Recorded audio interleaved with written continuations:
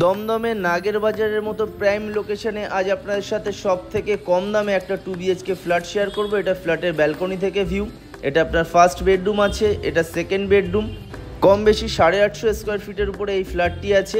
এটা আপনার first bedroom, 11x11 একটা হিউজ বেডরুম আপনি এখানে পেয়ে যাবেন। লোকেশন কিন্তু খুবই প্রাইম।